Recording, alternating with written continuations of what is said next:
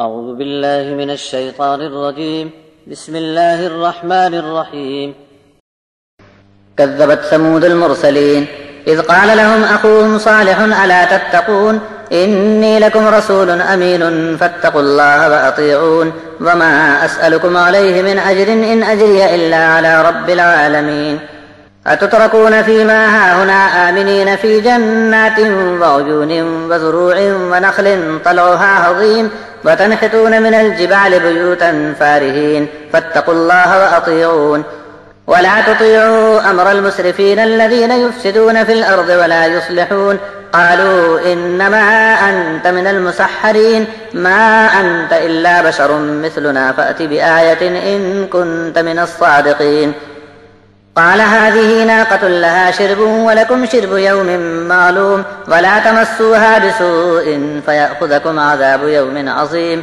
فعقروها فأصبحوا نادمين فأخذهم العذاب إن في ذلك لآية وما كان أكثرهم مؤمنين وإن ربك لهو العزيز الرحيم۔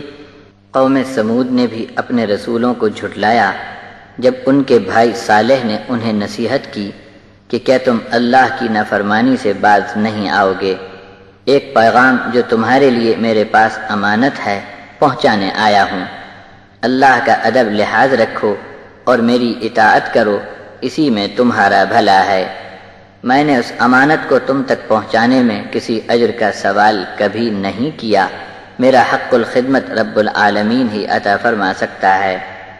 ابھی جس طرح امن چین سے مزے کر رہے ہو تو کیا آگے بھی تم کو کھلی چھوٹ ملتی رہے گی؟ یہ باغیچے اور جھرنے کیا تمہاری ملکیت میں سدا رہنے والے ہیں؟ اور یہ کھیتیاں اور کھجوروں کے گچھے جو مارے وزن کے ٹوٹے پڑتے ہیں، اور پہاڑوں کو تراش تراش کر بھاری عمارتیں بنا کر اتراتے ہو؟ بھلے آدمیوں، اللہ سے کچھ تو ڈرو اور میرا کہا مان کر اپنے بچاؤ کی فکر ابھی سے کر لو۔ اچکے اور بے لگام سرداروں کے حکم کو ماننے سے انکار کر دو۔ جو لوگ زمین میں اودھم مچا کر فساد کرتے پھرتے ہیں اور اصلاح اور سدھار کی باتوں کو پسند نہیں کرتے، ان کے خلاف بغاوت کر دو۔ لوگوں نے جواب دیا کہ تم کو کسی نے جادو کر دیا ہے، اس لیے خفتی جیسی باتیں کرتے ہو۔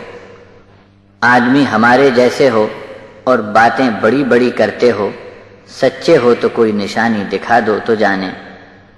حضرت صالح نے جواب میں فرمایا کہ اچھا لو، یہ اونٹنی ہے، اس کے پانی پینے کا ایک دن اور تمہارے سب جانوروں کے پانی پینے کا باری باری ایک ایک دن سب کو معلوم ہو جانا چاہیے۔